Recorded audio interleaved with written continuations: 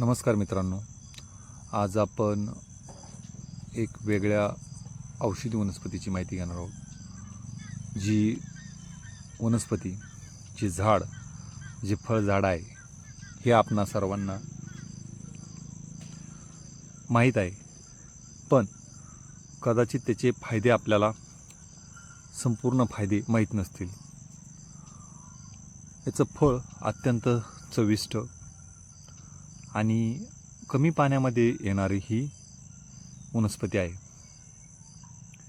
तर हे आहे पेरूचे झाड. पहा मित्रांनो, आपण याचे थोडक्यात फायदे पाहूया. तर सर्वप्रथम याचा फायदा असा होतो, पेरूमध्ये साखरेचे प्रमाण अत्यंत कमी असते आणि फायबर जास्त असते. त्यामुळं ज्या लोकांना साखर वाढलेली आहे, मधुमेहाचे जे रुग्ण आहेत, त्या लोकांसाठी पेरू अत्यंत उपयुक्त असा आहे. त्यापुढील फायदा जर पाहिला आपण, तर पेरूमध्ये भरपूर प्रमाणात फायबर असल्यामुळं बद्धकोष्ठता दूर होते आणि पचनक्रिया सुधारते.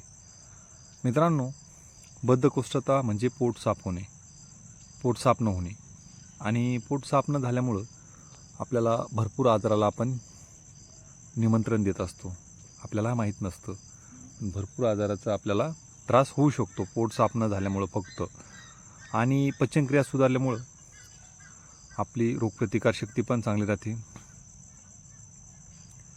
पेरूमध्ये व्हिटॅमिन सीचा भरपूर प्रमाणामध्ये उपलब्ध असल्यामुळं तो शरीराची प्रतिकारशक्ती वाढवतो.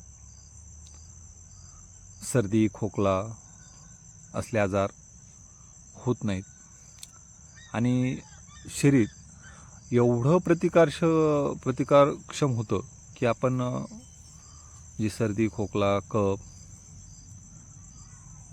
अशा आजाराला आपण सहसा बळी पडत नाही, प्रतिकारशक्ती वाढल्यामुळं.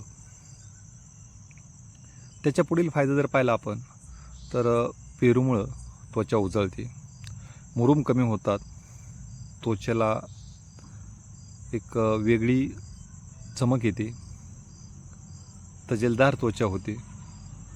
असा हा पेरू भरपूर गोष्टीसाठी अत्यंत उपयुक्त आहे. आपण त्याचा चवीसाठीच नव्हे तर शरीरासाठी सुद्धा याचा उपयोग करू शकतो. आणि महत्त्वाचं म्हणजे ह्या झाडाला अत्यंत कमी पाणी लागते आणि लवकर फळे लागतात.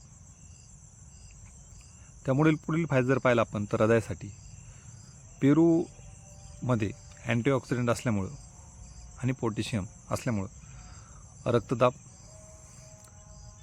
नियंत्रणात ठेवतो आणि हृदयरोगाचा धोका कमी होतो. मित्रांनो, आज आपण पाहतोय की खूप हृदयविकाराचे पेशंट वाढलेत आणि महत्त्वाचं म्हणजे कमी वयामध्ये याचं अत्यंत प्रमाण दिसायला लागलं आहे. तर आपण पेरूचा उपयोग त्याच्यासाठी सुद्धा करू शकतो. त्यानंतर आपलं वजन वाढलं असलं तर वजन कमी करण्यासाठी सुद्धा आपण पेरूचा उपयोग करू शकतो. कारण पेरूमध्ये कमी कॅलरी असतात आणि जास्त फायबर असतं. फायबर जास्त असल्यामुळं पोट भरून ठेवतं आणि वजन कमी करण्यास मदत करतं. आपण थोड्या वेळापूर्वी पाहिलं की ज्या लोकांना साखर वाढलेली आहे त्या लोकांना सुद्धा खूप उपयुक्त आहे. वजन वाढलेल्या लोकांसाठी सुद्धा उपयुक्त आहे. त्यानंतर पुढील फायदा जर पाहिला आपण, तर पेरूमध्ये व्हिटॅमिन ए असतं. आपल्याला माहिती आहे पपईमध्ये पण भरपूर असतं, तसं पेरूमध्ये पण व्हिटॅमिन ए असतं. आणि ए जीवनसत्व आपणा सर्वांना माहिती आहे की डोळ्याचे आरोग्य राखण्यासाठी ए जीवनसत्व अत्यंत उपयुक्त आहे. आज आपण मोबाईल, लॅपटॉप, कॉम्प्युटर या सर्वांचा वापर वाढल्यामुळं डोळ्याचे विकार वाढायला लागलेत. डोळ्याला अत्यंत कमी वयामध्ये नंबर वाढतो आहे. तर हे गोष्टी टाळण्यासाठी आपण पेरूचा उपयोग करू शकतो. त्याच्यानंतर पुढील जो फायदा आहे, तर कॅन्सर विरोधीसुद्धा पेरू आहेत.